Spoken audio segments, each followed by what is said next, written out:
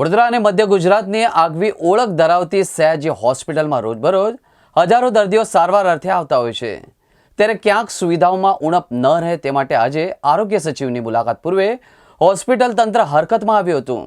જ્યાં સફાઈ ન હતી ત્યાં સ્વચ્છતા એનસીડીઓમાં રાતોરાત એસી લગાવવામાં આવ્યા, તો બીજી તરફ હોસ્પિટલમાં રંગરોગાન અને સાફ સફાઈ યુદ્ધના ધોરણે કરવામાં આવ્યા હતા।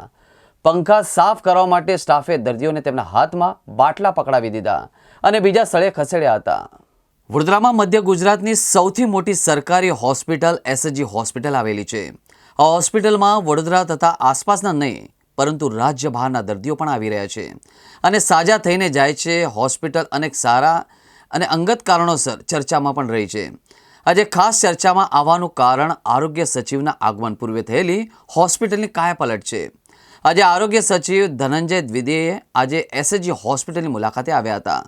તેમના આગમન પૂર્વે હોસ્પિટલમાં રંગરોગાન સ્વચ્છતા પર ખાસ ધ્યાન આપવામાં આવ્યું હતું અને સાથે જ દર્દીઓ માટે એસી પંખાની સુવિધા દુરુસ્ત કરી દેવામાં આવી હતી, જેને લઈને એક તબક્કે દર્દીઓએ પોતાને ચઢાવેલા બોટલ હાથમાં લઈને ફરતો હોવાના વિડીયો પર સપાટી પર આવ્યો હતો। એસએસજી હોસ્પિટલની કાયાપલટને લઈને દર્દીઓ અને તેમના સગાઓ આશ્ચર્યમાં મુકાયા હતા। આરોગ્ય સચિવ ધનંજયભાઈએ મુલાકાત અંગે કહ્યું હતું કે એસએસજી હોસ્પિટલમાં દર્દીઓની સુવિધા જાણવા માટે આ મારી પહેલી મુલાકાત છે। આ એક રૂટીન મિટિંગ છે, મારે આ અંગે કંઈક વધારે કહેવું નથી। તેમને પૂછવામાં આવેલા સવાલો પૈકી જૂજના તેમણે જવાબો આપ્યા હતા અને હોસ્પિટલમાં દર્દીઓને મળતી સુવિધાઓની સમીક્ષા પર ધ્યાન કેન્દ્રિત રાખ્યું હતું। मुलाकात लेनी चाहिए। This is my first visit. I just want to have first hand feeling of how the facilities are managed in SSG hospital. So it's a very routine visit. Sir कैसा लगा? नहीं, I will not give any value judgment at this moment. हाँ?